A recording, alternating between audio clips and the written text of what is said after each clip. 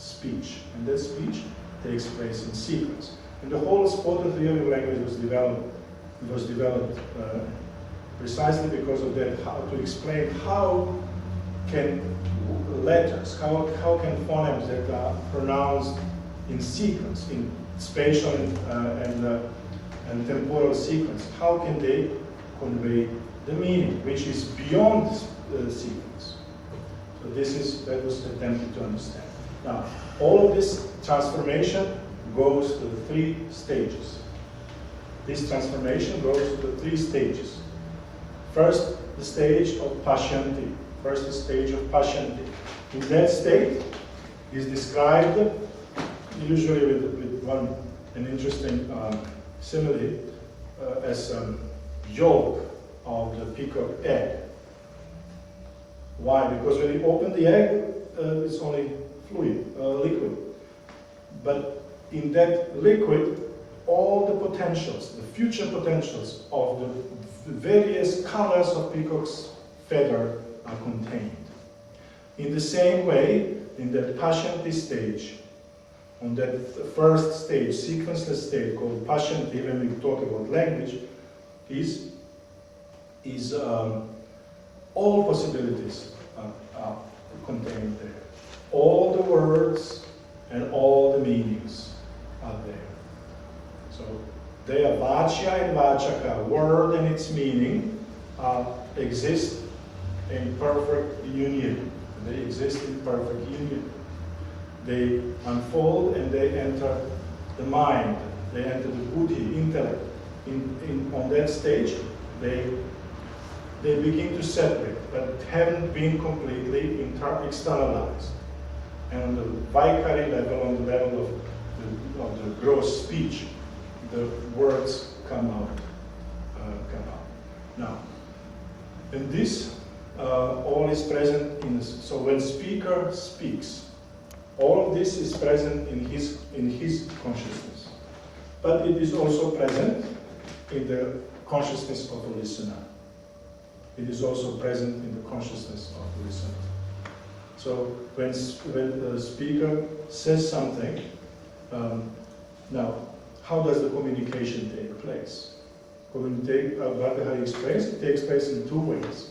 So when we pronounce the word has 2 aspects. It has 2, what he calls, and this is actually the meaning of the word shabd. It means sound and the word. So it has the sound meaning.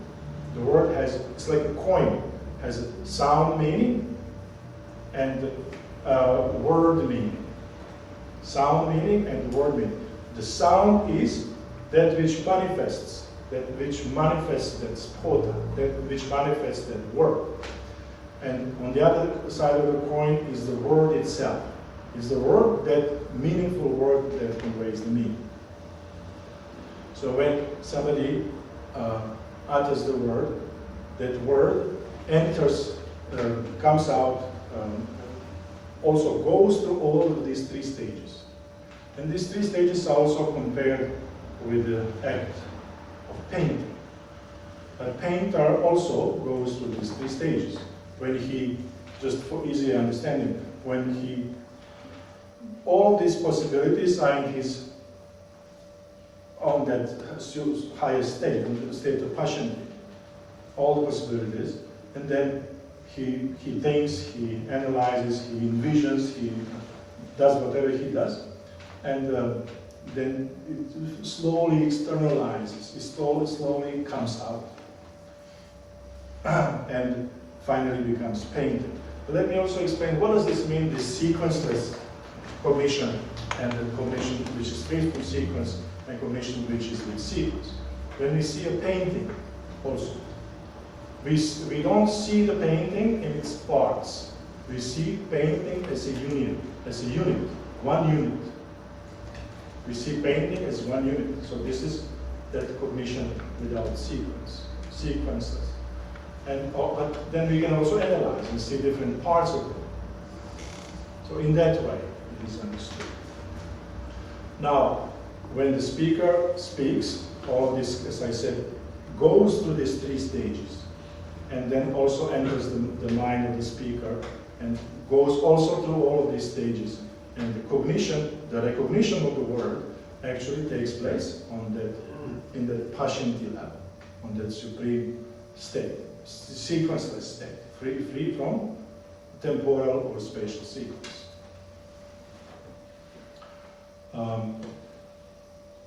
Now, one more important thing. Now, this is what I mentioned earlier, what is the basic unit actually that conveys the meaning? Is it the word or phoneme or is it a sentence? And for Bhartṛhari, it is actually a sentence. It is not a word. So the Sphoṭa is that compact unity, that conveys the meaning. For example, he says that if the baby cries and says, mother, mother, this is only one word, but the whole sentence is applied here. Mother, I'm hungry, or whatever it might be. So it is, for Bhartṛhari, this is Sphoṭa. Sphoṭa theory is the theory of knowledge. How is the meaning conveyed and communicated? And yes, and this recognition, as I said, takes place in that sequenceless state, and instrumental in that is something that is called pratibha. Pratibha. And this is a very important term in Indian philosophy.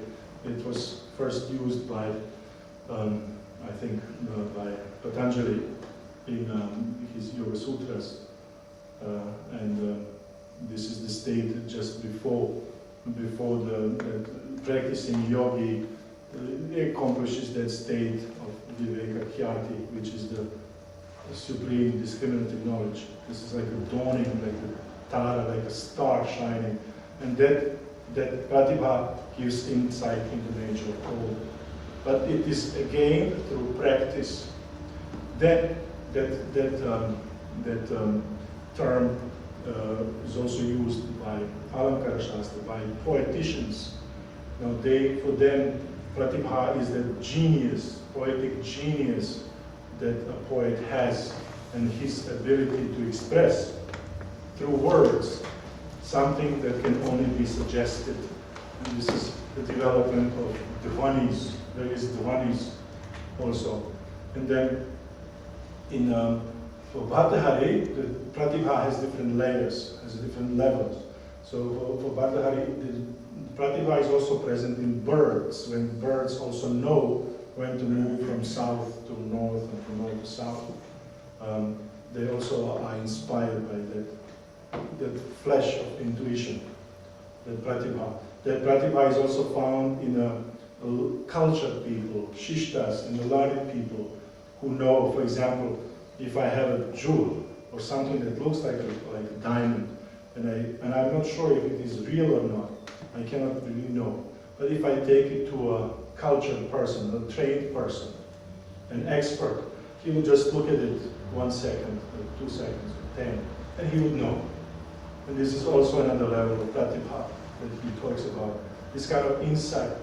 And this also insight is also, according to Bhartṛhari, found in yogis, people who, through the practice. But it is attained through practice. It is attained through practice. As I already mentioned in the beginning, this is the grammarian view.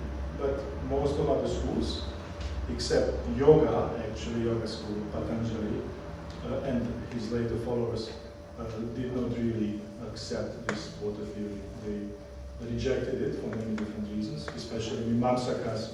And there is a huge argument raging between the two schools at the time about this particular subject. Mimamsakas completely rejected that because for them there is no word beyond and above phonemes. For them, phoneme is, and there is a long story about that, how they understand the transfer meaning. How is the meaning conveyed? Okay, so I will end my presentation here. I hope it was not very boring, but it's very difficult to explain. So if you do have any questions, please ask.